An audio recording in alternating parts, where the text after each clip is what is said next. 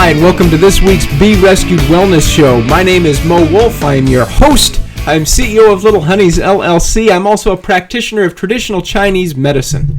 This week, we are talking about gut bacteria. That'll be great conversation topic for you around the water cooler later this afternoon. So pay attention, take notes. There will be a quiz later. This just in from Medical News Today. Actually, it came in on Friday the 8th.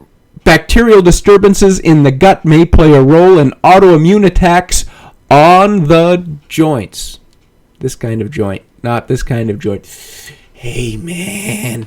No. This isn't California. This isn't Colorado. So, bacterial disturbances in the guts may play a role in autoimmune attacks on the joints. Researchers have linked a species of intestinal bacteria to the onset of rheumatic arthritis. The first demonstration in humans that chronic inflammatory joint disease may be mediated in part by specific intestinal bacteria. The new findings by the laboratory scientists and clinical researchers in rheumatology at New York University School of Medicine add to the growing evidence that the trillions and trillions of microbes in our bodies play an important role in regulating our health. Using sophisticated DNA analysis to compare gut bacteria from fecal samples of patients with rheumatoid arthritis and healthy individuals, these intrepid researchers, found that P. copri was more abundant in patients newly diagnosed with rheumatoid arthritis than in healthy individuals or patients with chronic treated rheumatoid arthritis.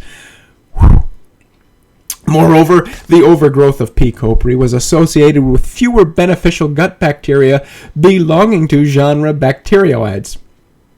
It's hard to say, Bacteroides. It's almost rhythmic. Studies in rodent models. What's a rodent model? Would that have anything to do with Larry King? Come on, Larry, flex for us. Hey! Studies in rodent models have clearly shown that intestinal microbia contribute significantly to the causation of systemic autoimmune disease, says R. Littman, MD, PhD. At this stage, however, we cannot conclude that there is a causal link between the abundance of P. copri and the onset of rheumatoid arthritis. We are developing new tools that will hopefully allow us to ask if this is indeed the case, says Dr. Littman. But this is interesting. This is interesting that there is a possible correlation between the health and balance of the flora in the intestinal tract, the gut, and the presence of rheumatoid arthritis. Now, we have known for quite a while, we've suspected it a lot longer, that the health of those little intestinal microbes in the gut have a lot to do with our immune system. In fact, you talk to many practitioners and they will tell you a healthy gut is going to give you great immunity to colds, flus, and everything else. Well, we also know that with regards to the gluten issue, that proteins getting into the small intestine can cause an autoimmune reaction, and that causes a systemic, that's hard to say, that causes a systemic, I can't say it, Mr. Sadler, save me.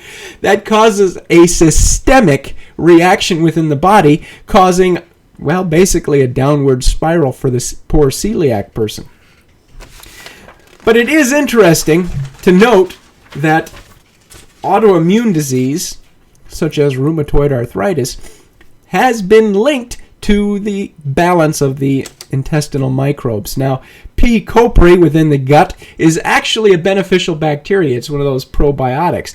But the problem is when it gets out of balance, bad stuff happens. Or is it that bad stuff happens and the bacterial balance gets out of whack?